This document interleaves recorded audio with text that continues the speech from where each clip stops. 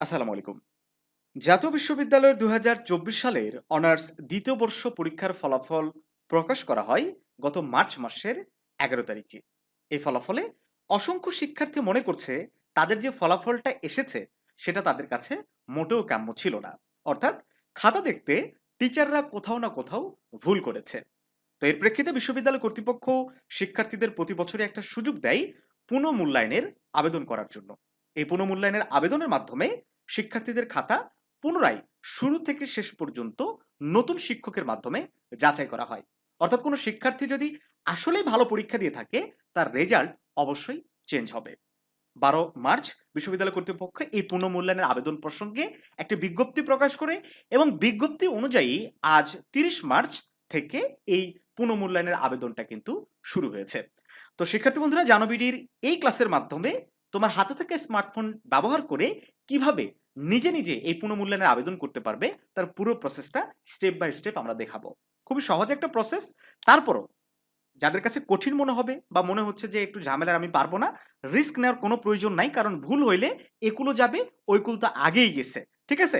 এই জন্য তোমাদের উচিত হবে অভিজ্ঞ কারো কাছ থেকে আবেদনটা করে নেওয়া, যদি নিজে না পারো। আমরাও প্রতি বছর হাজার হাজার স্টুডেন্টের বোর্ড চ্যালেঞ্জের জন্য আবেদন করে দিই। তোমরা চাইলে আমাদের থেকেও নির্ভুলভাবে আবেদনটা করে নিতে পারো।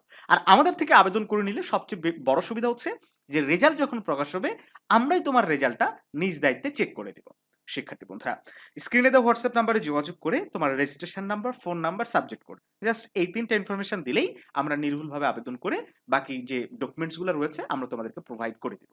এখানে কনফিউশনের কোনো জায়গা নাই যে তোমার আবেদন হয়েছে কি হয় নাই, কারণ ওয়েবসাইট থেকে ভেরিফাই করা যায় যে তোমার আবেদন হয়েছে কি হয়। ওকে, সো কোনো সন্দেহের অবকাশ নাই।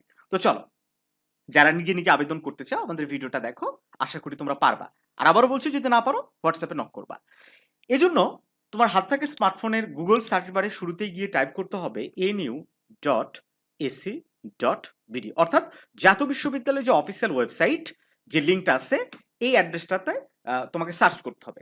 সার্চ করলে এই তো ওয়েবসাইট যেটা তোমরা দেখতে পাচ্ছ, এরকম একটা ওয়েবসাইট তোমরাও দেখতে পারবে। যদিও ইন্টারফেসটা ফোনের একরকম হবে, আর আমি যেহেতু পিসি থেকে ভিডিওটা মেক করছি, পিসির ইন্টারফেসটা আর একরকম, বাট অপশনগুলা মোটামুটি সবই একরকম। ওকে, তো এখান থেকে তুমি ফোনে দেখবা যে 3 ডট একটা অপশন আছে। 3 ডটে ক্লিক করলে এই যে সার্ভিসেস নামে একটা অপশন পাবে, অথবা সরাসরি তোমার কাছে এই যে সোনালী সেবা নামে একটা অপশনও তুমি দেখতে পারো। ঠিক আছে? মানে যেমনই হোক এই সোনালী সেবা নামক অপশনটা তোমাকে খুঁজে বের করতে হবে, দেন এই সোনালী সেবাতে ক্লিক করতে হবে। ক্লিক করে দিলে ঠিক এইরকম নতুন একটা উইন্ডো তোমার সামনে ওপেন হয়ে যাবে। এখান থেকে home, college payment, check status verification, student fee, recruitment pay slip, হ্যাঁ, তো এই ধরনের অনেকগুলো অপশন দেখতে পাবে। এখান থেকে স্টুডেন্ট ফি নামে যে একটা অপশন দেখতে পাচ্ছ, এইটাতে তোমাকে ক্লিক করতে হবে। ক্লিক করলে তোমার সামনে এইরকম 3টা অপশন ওপেন হয়ে যাবে: rescrutiny fee, exam centre change, in campus admission fee.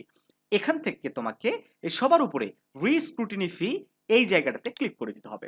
Click করলেই বোর্ড চ্যালেঞ্জের আবেদনের যে ওয়েবসাইট বা উইন্ডো, এখানে তোমাকে নিয়ে চলে আসবে। আমি একটু জুম করে নেই, তাহলে তোমাদের জন্য সুবিধা হবে। ওকে, এখান থেকে তোমাকে এক্সাম নেম, রেজিস্ট্রেশন নাম্বার আর কন্ট্যাক্ট নাম্বার এবং সাবজেক্ট কোড, এই কয়টা ইনফরমেশন দিয়ে সাবজেক্ট মানে সাবমিট করলেই তোমার মোটামুটি আবেদনের প্রসেসটা শুরু হয়ে যাবে। তো শুরুতেই আমরা এক্সামিনেশন নেমটা সিলেক্ট করে দিই। তো এই যে একটাই অপশনই আছে, second year honours answer sheet reevaluation fee, এইটা আমরা ক্লিক করে দিলাম। ওকে, দেন এখন নির্ভুলভাবে আমাদের রেজিস্ট্রেশন নাম্বারটা দিতে হবে। তো আমাদের যে স্টুডেন্টের অনেকে আমাদের কাছে অলরেডি আবেদন করতে দিচ্ছে, তার মধ্যে থেকে একজনের আবেদন আমরা করে দিচ্ছি। তো সেই স্টুডেন্টের আমরা রোল নাম্বারটা দিয়ে দিব। ওকে, 22, ওকে, বাস। নির্ভুলভাবে রেজিস্ট্রেশন নাম্বারটা দেওয়ার পরে এই যে সার্চ অপশন দেখতে পাচ্ছ, এই সার্চ অপশনে ক্লিক করবা। ক্লিক করা মাত্রই নিচের দিকে দেখবা যে নামটা অটোমেটিক ভাবে চলে আসবে। ওকে, যদি নাম যদি ঠিকঠাক থাকে তাহলে বুঝবা যে তোমার রেজিস্ট্রেশন নাম্বারটা দেওয়া ঠিক আছে। দেখছো কত সহজ? এই যে নাম ঠিকভাবে যখন আসছে, এখান থেকে আমরা এখন আমাদের ওই স্টুডেন্টের কন্ট্যাক্ট নাম্বারটা দিয়ে দিব। আমি শুরুতেই ক্লিয়ার করে দিচ্ছি, এই কন্ট্যাক্ট নাম্বার দিলেও এই কন্ট্যাক্ট নাম্বারে কিন্তু আবেদন করার কোনো মেসেজ যাবে না। ওকে, জাতীয় বিশ্ববিদ্যালয়ের বোর্ড চ্যালেঞ্জের নিয়ম এটা যে মেসেজ যায় না। তাহলে তোমরা বুঝবা কিভাবে যে আবেদন হয়েছে কিনা? এই যে চেক পেমেন্টসে চেক করা যায়, এটা আমরা ভিডিওর শেষ দিকে তোমাদেরকে দেখাবো এই আবেদনটা করার পরে। ওকে, তা আমরা আমাদের স্টুডেন্টের ফোন নাম্বারটা দিয়ে দিই নির্ভুলভাবে। ফোন নাম্বার যদিও কোনো একটা দরকারি বিষয় না, তারপরে নির্ভুলভাবে দিতে হবে। ওকে, 16, 75, 13, 12। ধৈর্য সহকারে, কোনো তাড়াহুড়ো নেই। ওকে, 16, 75। ওকে, দিয়ে দিছি আমি। এখন সবচেয়ে বেশি গুরুত্বপূর্ণ এই সাবজেক্ট কোড সিলেক্ট করতে কোনোভাবেই যাতে ভুল না হয়। ভুল সাবজেক্ট কোড যদি তুমি সিলেক্ট করো তাহলে কিন্তু তোমার আবেদনটা ভুলভাবে হয়ে যাবে, তোমার টাকাটা নষ্ট হবে। এবং মোস্ট ইম্পর্ট্যান্ট, এটা কিন্তু পরবর্তীতে আর চেক করার কোনো উপায় থাকবে না যে আসলে তুমি কোন কোন সাবজেক্টে আবেদন করছো। ওকে, এই জন্য খুব ভালো করে এটা খেয়াল করবা। আমি আমার স্টুডেন্টের যে সাবজেক্টগুলো করতে চাইছে ওর সাবজেক্টগুলো আমি সিলেক্ট করে দিচ্ছি। 103, দেন 107, 109, 222, 101, 222, 103, 222, 107, 222, 109। ওকে, এই 4টা সাবজেক্টে মোট সে আবেদন করবে। যদিও সে কোনোটাতেই ফেল করে নাই, বাট ওর টার্গেট ছিল যে অনেক ভালো এই সাবজেক্টগুলোতে সিজিপিএ আসবে। ওকে, এই জন্য ও এগুলাতে কিন্তু already B minus B plus মানে বি প্লাস এরকম রেজাল্ট করেছে। তারপরও ওর এত বেশি কনফিডেন্ট যে না এগুলাতে আমি এ গ্রেড বা এ প্লাস পাবো, এই জন্য কিন্তু ও এইগুলোতে বোর্ড চ্যালেঞ্জ করেছে। যাই হোক, এই ইনফরমেশনগুলো যখন আমি সবগুলো দিয়ে দিব, দেন এখান থেকে এই যে নিচে সাবমিট বাটন তুমি দেখতে পাচ্ছ, এই সাবমিটে ট্যাপ করে দিবা। দেওয়ার পরে এখানে তোমার থেকে কনফার্মেশন চাইবে যে সাবজেক্টগুলো কি যেগুলো তুমি দিছো সেগুলো কি ঠিক আছে। আমি আরো একবার মিলে দেখলাম যে হ্যাঁ ঠিক আছে, তখন আমি ওকে করে দেব। এই ওকে করে দিলেই ন্যাশনাল ইউনিভার্সিটি যে ই পেমেন্ট সিস্টেম সেখানে নিয়ে চলে আসবে। তো এখান থেকে তুমি ম্যানুয়ালিও পেমেন্ট করতে পারো, আবার অনলাইনেও পেমেন্ট করতে পারো। ম্যানুয়ালি এই যে ডাউনলোড পে স্লিপ, এই অপশনটাতে ক্লিক করে পে স্লিপটা ডাউনলোড করে সোনালী ব্যাংকে গিয়ে টাকা জমা দিতে হবে। ঠিক আছে, এটা একটা লেন্দি প্রসেস এবং ঝামেলার। সবচেয়ে সহজ উপায় হচ্ছে যে অনলাইন পেমেন্ট। যেহেতু এটাই সবচেয়ে সহজ, সো এইটাতে আমি ক্লিক করে দেব। অনলাইন পেমেন্টে ক্লিক করলেই এরকম একটা উইন্ডো তোমার সামনে ওপেন হয়ে যাবে। তো এখান থেকে তুমি সোনালী ব্যাংকের মাধ্যমেও ই ওয়ালেটের মাধ্যমে পেমেন্ট করতে পারো, কার্ডের মাধ্যমে ভিসা কার্ড আছে, মাস্টার কার্ড আছে, বা আমেরিকান এক্সিম এটার আছে। হ্যাঁ, তারপরে ইন্টারনেট ব্যাংকিং এর মাধ্যমে দিতে পারো, সেলফিন আছে, ইসলামী ব্যাংক আছে। হ্যাঁ, এগুলোর মাধ্যমে তুমি দিতে পারো, সিটি ব্যাংক আছে। ওকে, আমি মোবাইল ব্যাংকিংটা সবচেয়ে সহজ এবং বহুল প্রচলিত, আমি এইটাই সিলেক্ট করে দিচ্ছি। তুমি নগদ থেকেও দিতে পারো, বিকাশের থেকেও দিতে পারো।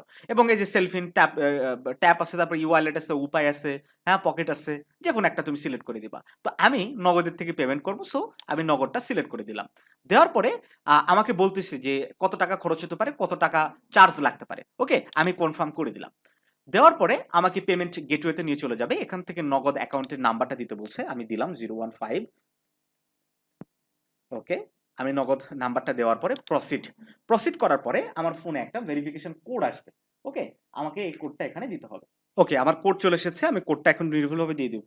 38, 91, 53। ওকে, দিয়ে দেওয়ার পরে এই যে প্রসিড করার পরে এখন আমাকে পিন নাম্বারটা দিতে বলতেছে, আমি পিন নাম্বারটা দিয়ে দিব। সিম্পলি পিন নাম্বারটা দেওয়ার পরে প্রসিডে আমি ক্লিক করে দিব। ক্লিক করলেই মোটামুটি আমার অ্যাপ্লিকেশন সবকিছু যদি ঠিকঠাক থাকে, হ্যাঁ ইতিমধ্যে আমার ফোনে ব্যালেন্স কেটে নেওয়ার মেসেজ চলে এসেছে। এই যে your payment is successfully received, অর্থাৎ আমার আবেদন কিন্তু কমপ্লিট। কিন্তু এখনো আমার মনে সন্দেহ যে আমার আবেদনটা কি আদৌ হয়েছে। এখন এইটা চেক করার একটা উপায় আছে, সেটা কি, আবার ওই যে শুরু থেকে ওই পেজে চলে যাব, সোনালী সেবা, দেন হচ্ছে স্টুডেন্ট ফি থেকে রিস্ক্রুটিনি ফি, এখানে ক্লিক করার পরে এই যে চেক পেমেন্টস, এই অপশনটাতে ক্লিক করে দিব। ক্লিক করে দেওয়ার পরে এখান থেকে আমরা আমার ওই স্টুডেন্টের যার আবেদন আমরা করে দিলাম ওর রেজিস্ট্রেশন নাম্বারটা দিয়ে দেব। রেজিস্ট্রেশন নাম্বার কি 21, 22, 12। ওকে, 305। ওকে, দেওয়ার পরে এই যে ফাইন্ড আমরা ক্লিক করব। ফাইন্ডে ক্লিক করার পরে কিছুক্ষণ লোড নেবে। লোড নেওয়ার পরে এমনি এরকম পেজটা স্থির হয়ে যাবে। তখন এই যে ট্রানজ্যাকশন আইডি থেকে এই যে অ্যারো চিহ্ন তুমি দেখতে পাচ্ছ, এই অ্যারো চিহ্নটাতে ক্লিক করবা।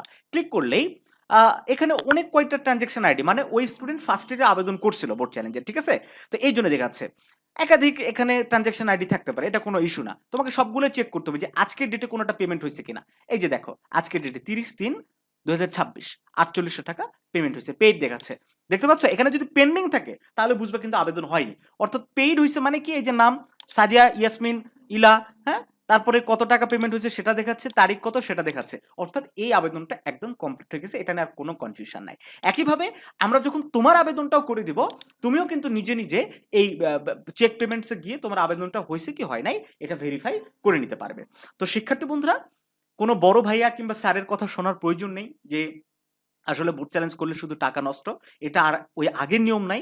নতুন নিয়মে পুরা খাতাটা শুরু থেকে শেষ পর্যন্ত যাচাই করা হয়। সো তোমার যদি কনফিডেন্স থাকে যে না তুমি ভালো এক্সাম দিছো, তোমার রেজাল্ট চেঞ্জ হবে, তাহলে ডেফিনিটলি জানুবিডির কথা শোনো, আবেদন করবা, রেজাল্ট চেঞ্জ হবে ইনশাআল্লাহ। ঠিক আছে?